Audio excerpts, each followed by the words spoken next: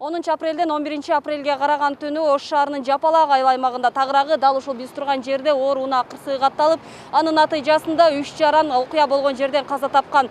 Бул окуяны Ош шаардык ички иштер башкармалыгы каттап, каза болгон жарандардын бирөөсү тоноочулукка шектөө делген маалымат тараткан.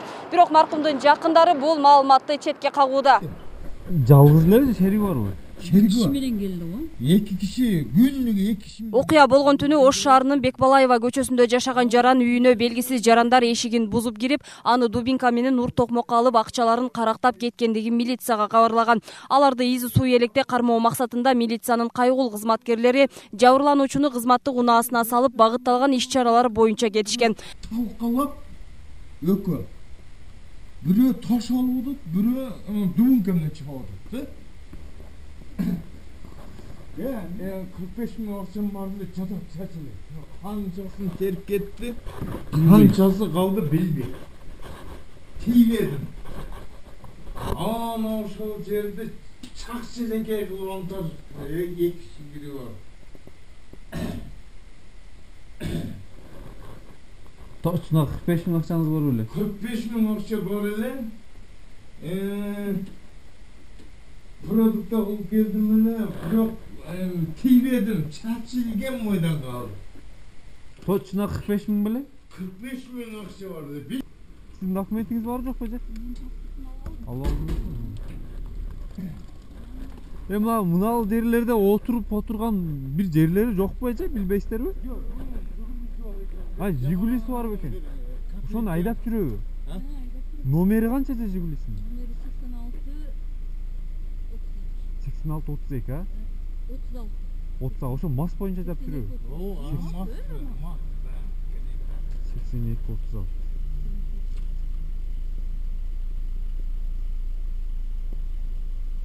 Камгаларын билбейсиз, отуруңуздар.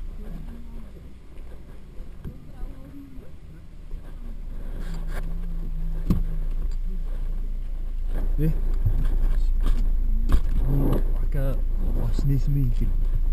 Кызматкерлер автоунааны токтотуу максатында үн күчөтүүчү жабдыктар аркылуу жана жарыктандыруучу маякты жандырып, токтотууну талап кылган учурда алардын мыйзамдуу талаптарына баш ийбестен барып, каршы тилкеге чыгып кагылышуу жасагандыгы берилген маалыматта айтылган.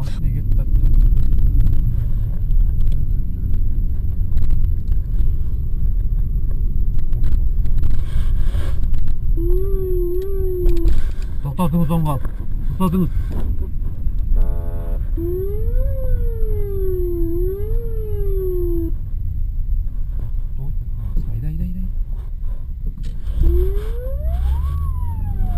Toktotunguz dedim, Jiguli. Bu nerede Kamaz'ı süzüp aldı Kamaz'ı. Kamaz'ı süzüp aldı Kamaz'ı. Nerede mas eken da bu nemeni toktot böyle. Sırasına neme jiberiп koyuңуздар.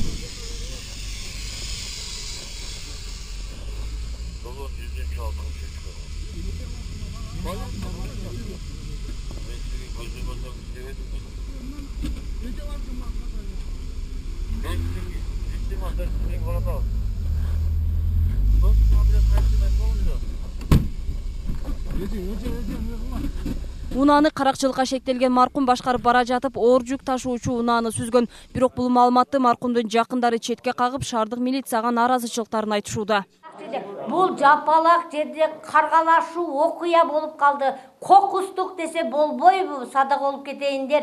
Эмне каргашалы окуя десе, чын деп биз деле телефондон, телевизордон көрөбүз го.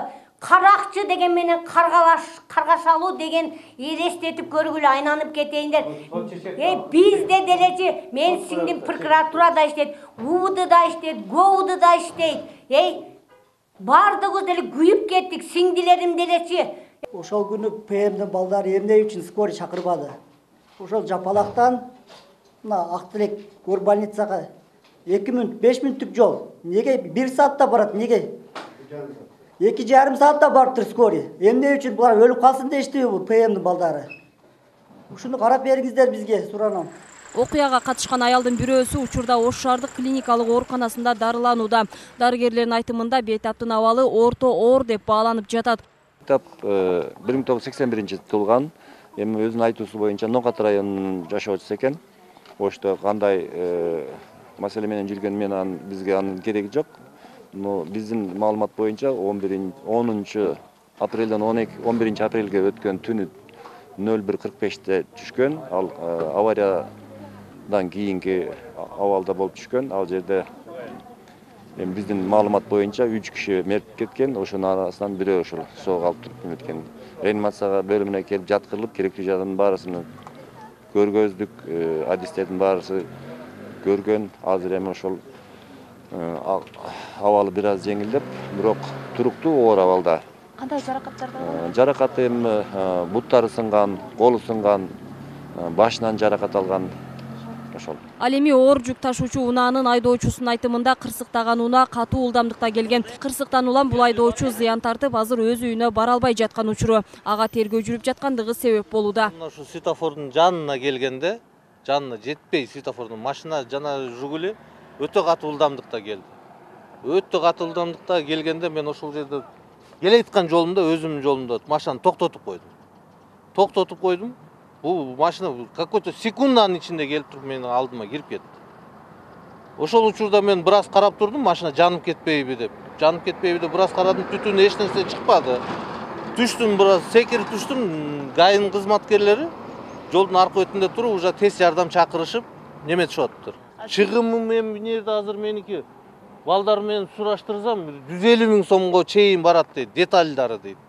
Анан нарагын ремонттун өзүм аракет кылам, туугандарым менен, үкөлөрүм менен. Болгону азыр машинаны чыгарыш керегим, ремонтун кылыш керегим. Мен бирөөдөн акча требуйт эткен жокмун, башка кылган жокмун. Эми шопур адам каза болуп калды. Мен кимден сурайм? Туугандан сураймбы? Сурай албайм, бет керек.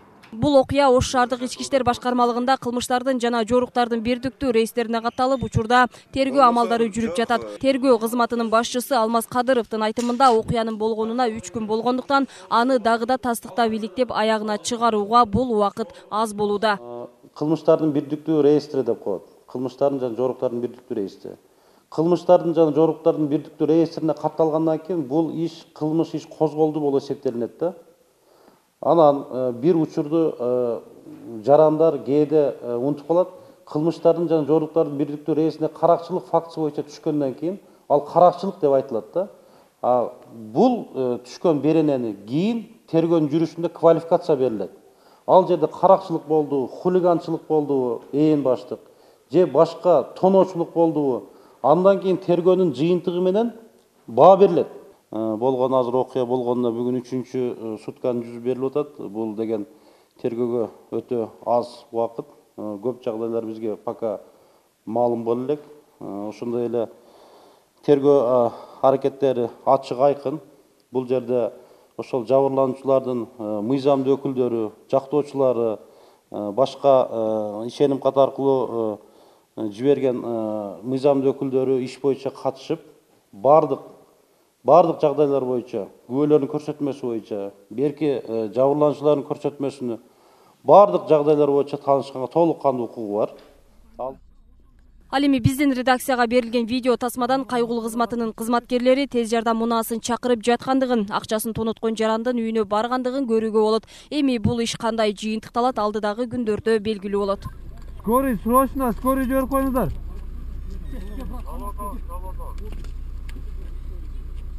Мимоза Жаныбек кызы, Айбек Үсөнұлы, Мирбек Кунобаев, Ынтымак.